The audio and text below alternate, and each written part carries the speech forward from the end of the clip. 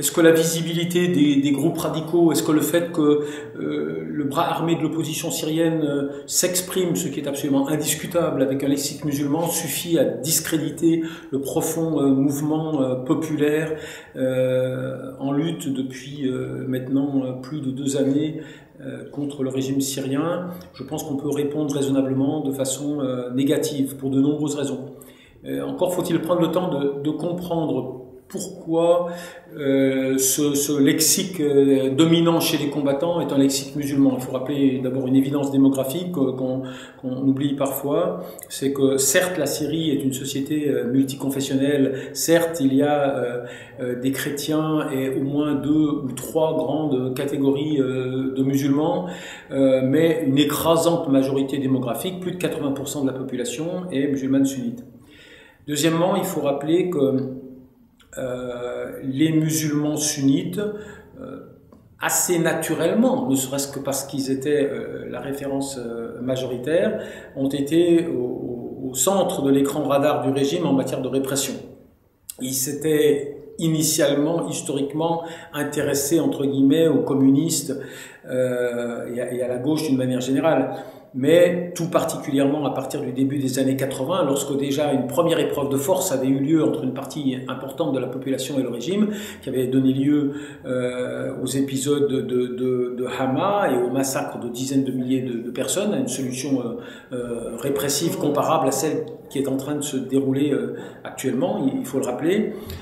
Ce sont les musulmans sunnites qui étaient systématiquement suspects.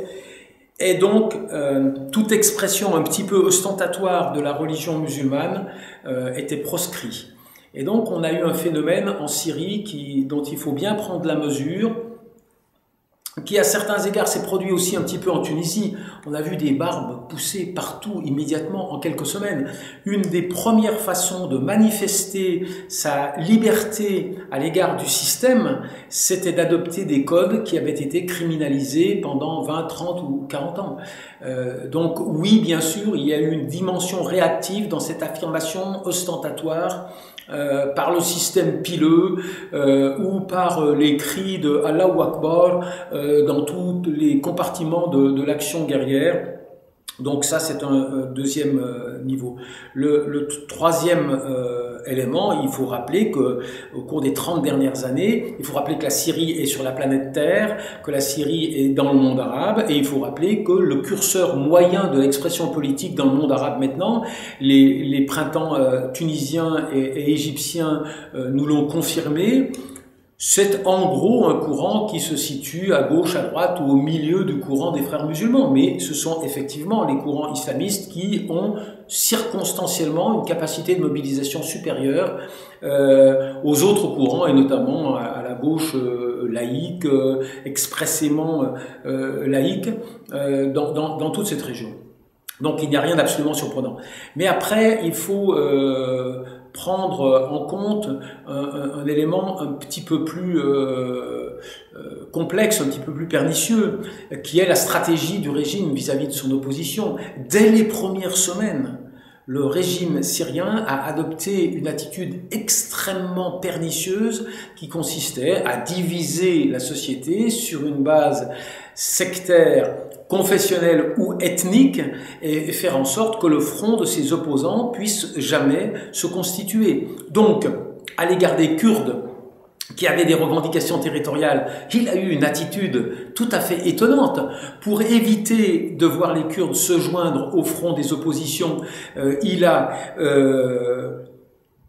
aidé, facilité la montée en puissance des mouvements autonomistes pour que à l'ombre du printemps ou au soleil du printemps se développent des mouvements qui entrent en tension avec le reste de la communauté sur la base de l'indépendance des groupes ethniques non arabes.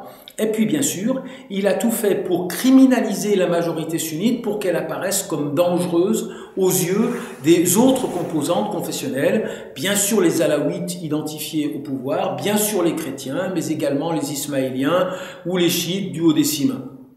Pour ce faire, Nous avons maintenant la preuve absolue qu'il a accéléré un mouvement qui, oui c'est vrai, était de toute façon dans l'air d'émergence de groupes radicaux, de groupes qui ont un langage sectaire. Qu'est-ce qu'on appelle un djihadiste? Un djihadiste, c'est quelqu'un qui s'abstrait, dont la mobilisation s'abstrait du cadre territorial et temporel de la révolte contre le pouvoir syrien.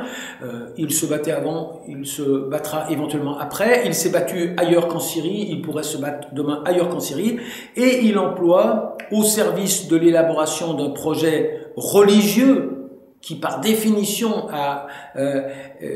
met dans une situation inconfortable ceux qui ne sont pas de la même appartenance, un langage sectaire de stigmatisation des autres appartenances ethniques ou religieuses que lui. Eh bien, le régime a tout fait pour que ces groupes acquièrent le plus vite possible une visibilité susceptible de décourager à la fois les minorités en Syrie et l'énorme majorité de l'opinion publique occidentale de soutenir l'opposition dans son ensemble. Et le drame, c'est qu'il y est en partie parvenu. Il y est parvenu parce que, c'est dur à dire, mais les chrétiens, la hiérarchie des églises chrétiennes n'a pas fait preuve d'un courage et d'une imagination débordante. Il y est parvenu parce qu'il a puisé dans le réservoir sans fin des peurs occidentales, tout particulièrement après le résultat des scrutins tunisiens et égyptiens, de voir des majorités politiques islamistes s'affirmer à l'échelle régionale. Et il y est parvenu grâce à des moyens d'intervention très directs, c'est-à-dire qu'il a libéré des individus dits djihadistes qu'il avait fabriqués au service de sa politique irakienne au milieu des années 2000, et qu'il avait en partie livré aux États-Unis pour leur donner des garanties et qu'il avait en partie mis en prison. Il a libéré ces noyaux de plusieurs centaines d'individus qu'il avait utilisés dans sa politique contre le gouvernement libanais également. Et on sait que la naissance de Jabhat Nusra, elle est encouragée, elle est cristallisée par l'aide directe du régime. On sait qu'au début de l'émergence de ces groupes radicaux, on leur attribue des attentats dont il a été démontré qu'ils étaient des attentats fictifs, qui sentaient d'autant plus mauvais que les corps qui avaient explosé étaient des corps d'opposants politiques décédés depuis plusieurs jours ou depuis plusieurs semaines, à proximité des services de sécurité qui étaient les cibles supposées. Il y a eu toute une série de manipulations. Mais bien sûr, au bout d'un certain temps, comme ça s'était d'ailleurs déjà produit au Liban, ces groupes très radicaux se sont autonomisés et ont pris l'importance que l'on sait actuellement dans le paysage. Rappelons tout de même deux choses pour calmer, pour apaiser l'angoisse naturelle de l'opinion internationale lorsqu'elle regarde ces groupes, que la plupart de leurs membres maintenant, que leur assise sociale s'est élargie, ne répondent plus aux critères du radicalisme sans limite de ceux qui ont communiqué au nom de ces groupes. On prenait un exemple récent, mais un ami se trouvait en face d'un responsable de Jabhat Nusra qui avait appris qu'il y avait eu des attaques sectaires, et il avait dit, la formule est plus ou moins heureuse, mais il avait dit qu'il était prêt à faire couper la tête de quiconque s'en prendrait à un seul cheveu des chrétiens. On voit bien que le discours s'est complexifié et que le langage sectaire anti-minoritaire n'est plus au cœur du dispositif de ces groupes qu'on considère comme radicaux.